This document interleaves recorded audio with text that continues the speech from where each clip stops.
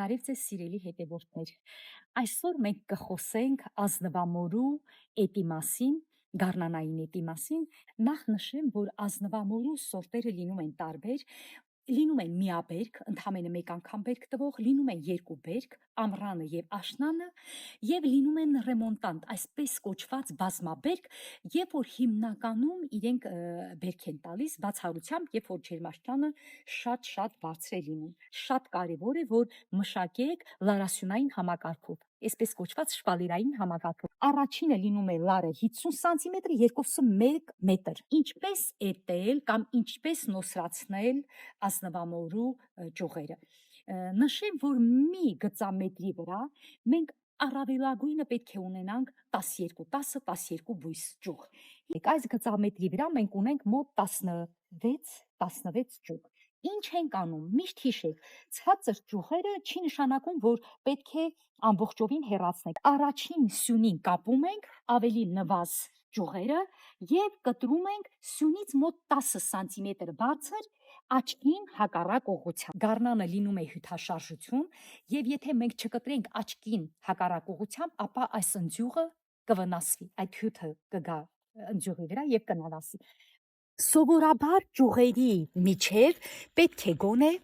մի 6-8 սանտիմետր լինի ամենաքիչը, այսինքն մեր այս 4 մատը պետք է մտնի։ Տեսնում եք, այս մեկը շատ մոտ է, հետևաբար սա կտրում եւ հեռացնում ենք։ Մոտ լինելու դեպքում բեկհատությունը բավականին նվազում է, այսինքն ինչ օրինակ բերեմ, պատկերացրեք երկու երեխա միևնույն ափսեից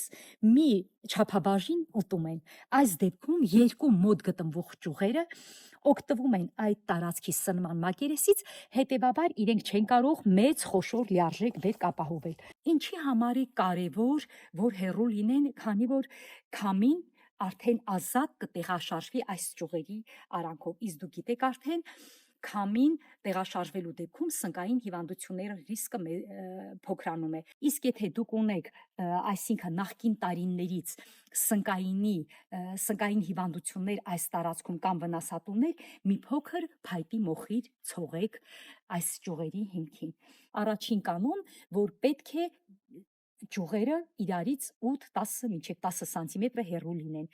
Երկրորդը պետք է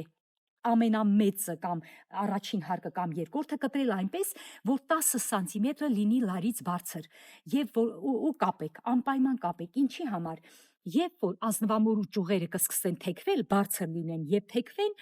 մեր բերքատվությունը բավականին կցածրանա։ Շատ կարեւոր է, որ իրենց ցողունները լինեն ուղղաձիգ եւ հյութաշարժությունը շատ ազատ գնա վերև, ներքև, այդ դեպքում մենք ունենանք առողջ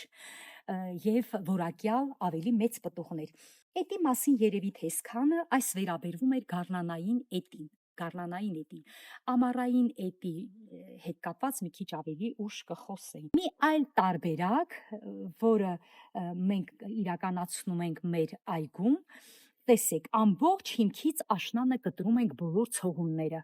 Նման դեպք ունենք, եթե դուք նայեք կողքի շարքերին,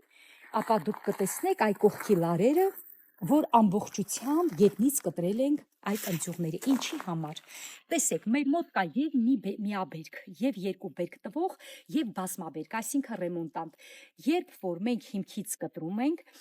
այդ ընձյուղները մի փոքր ավելի ուշ են անցնում բերքատվության եւ իրենք լրացնում են ամառային եւ աշնանային բերքի մեջտեղը։ Հետևաբար դուք ձեր մշակության տեխնոլոգիայով կարող եք ձեր բերքը կառավարել, այսինքն այնպես պլանավորել, որպեսզի դուք գրեթե ամբողջ տարվա ընթացքում, այսինքն սկսած հուլիսի սկզբից մինչև խորաշուն, դուք ունենաք պարբերաբար ազնվամորու բերք։